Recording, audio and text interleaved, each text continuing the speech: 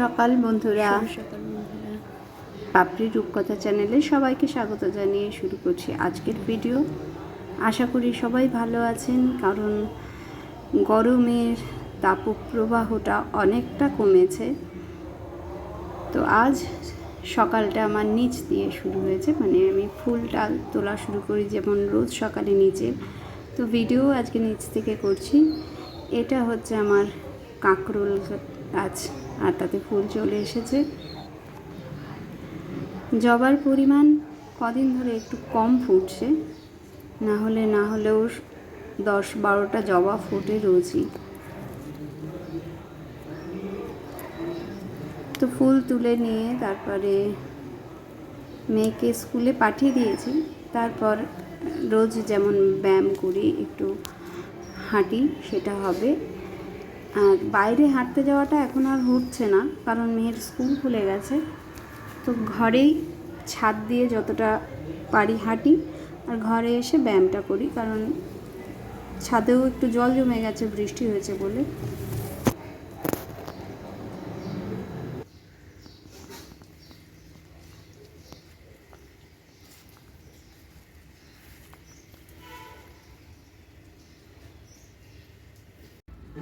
ছাদে চলে এসেছি। কামাখ্যা জবায় একটা মাত্র জবা ফুটেছে।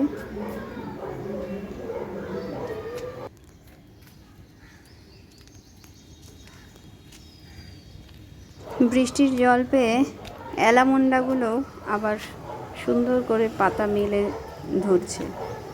দেখুন কত সুন্দর লাগছে দেখতে। আরও একটা তরমুজ গাছ, আর এটাতে ফুল এসেছে। অম্বাবুচির লাগার আগ দিয়ে আমি একটা কাজ করে নিলাম। সেটা হচ্ছে একটা গুল আমি বের করলাম। আমি জানি না আমি কতটা পারলাম, কারণ আমি কোনোদিন এর আগে গুল বার করিনি। ছিঁড়ে গেল না কি বুঝতে পারছি না। লাগিয়ে তো রাখি। এটাতে না 2 রকমের পদ্ম আছে। শুনেছি 2 রকমের পদ্ম একসঙ্গে থাকলে নাকি ফুল ফোটে না। তো সেই জন্যেই মনে হয় আমার এই নাদায় পদ্মে ফুল আসছে না। তো ইচ্ছা আছে সব গুলগুলোকে আলাদা আলাদা করে নেব।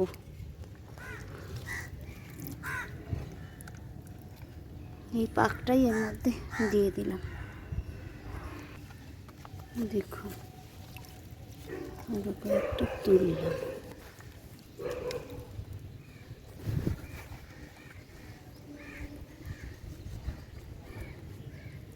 ছিঁড়ে গেল কয়েকটা। জানি না কি হবে, তো কিছুই নেই মনে হচ্ছে। এই একটা ভালো আছে।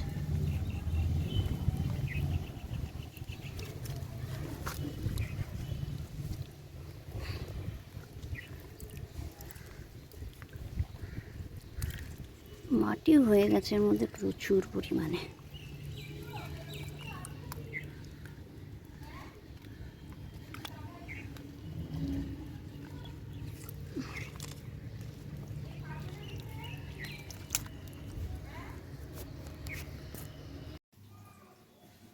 এটা হচ্ছে গতকাল রাতের ভাত। মেয়ে রোজ রাতে ভাত খায়, তো গতকাল রাতে ও ভাত খায়নি, রুটি খেয়েছে। তো ভাতটা ছিল, সেটাই সকালবেলা একটু পোলাও তৈরি করে ফেললাম। কারি পাতা, আলু, পেঁয়াজ, রসুন, বাদাম দিয়ে। আজ রান্না করব আমার বাগানের গাছের পেঁপে। দেখুন পেঁপেটা কত বড় আর ভারী। পেঁপেটাকে কেটে নিই। দেখুন পেঁপে কতটা মোটা, পুরু যেটা হয়। বীজও যে খুব বেশি আছে তা নয়, তবে পেঁপেটা পেকে যেত কদিন পরে। কেটে নিচ্ছি লাল ডাঁটার শাক। মেয়ে লাল ডাঁটার শাকটা খেতে খুব ভালোবাসে। লাল ডাঁটার শাকটা আমি ভালো করে বেছে প্রায় মিনিট 10-এর বেশি নুন জলে ভিজিয়ে রেখেছিলাম। এতে যে শাকের মধ্যে যে বালিটা থাকে, কাদাটা থাকে, সেটা বেরিয়ে যায় আর ধুতেও বেশি সময় লাগে না। যে কোনো শাক একটু নুন জলে যদি ভিজিয়ে রাখা যায় তাহলে বালিটা অনেকটাই তাড়াতাড়ি চলে যায়। লাল ডাঁটার শাক রান্না করতে গেলে আমার একটা গল্প মনে পড়ে, আমার ছোটো মামার কাছ থেকে শোনা গল্পটা। মামার এক পরিচিত, এরকম বর্ষার শুরুতে সবার বাড়িতেই মোটামুটি নানা রকমের শাক হয় আপনা থেকেই আমাদের গ্রামের দিকে। তো সেরকমই বাড়িতে শাক হয়েছে, তুলে রান্না করা হয়েছে, তারপর খেয়ে সবাই ভুলভাল বকেছে। ডাক্তারের কাছে নিয়ে গেলে জানতে পেরেছে যে খাওয়া থেকে হয়েছে, এবং পরে দেখেছে যে বাড়িতে এরকম শাক ছিল, তার মধ্যে একটা ধুতরা গাছেও ছিল, সেটা রান্না হয়ে গেছে। গল্পটা বললাম এই কারণেই, এই সময় সবাই আমরা শাকটা খাই, কিন্তু একটু দেখে খাওয়া উচিত যে কি শাকের মধ্যে অনেক রকম শাকই আসে, সেটা একটু বেছে খাবেন। আর ধুতরা শাক, ধুতরার পাতা প্রকৃতপক্ষেই খুবই ক্ষতিকারক, যেটা মানুষকে উন্মাদও করে দিতে পারে, তো সেদিকটা একটু খেয়াল রাখবেন। আজ বিশ্ব যোগা দিবস, তাই সন্ধেবেলায় মেয়ে পড়ে আসার পরে আমি আর মেয়ে একটু সেটাই যোগা অভ্যাস করছিলাম। মেয়ে করে না, আমি রোজ সকালবেলায় করি, আজ মেয়েকে করালাম। সবাই ছোট ছিল তখন রেগুলারই করা হতো, এখন আবার সময় পাই না। পরের ভিডিওতে।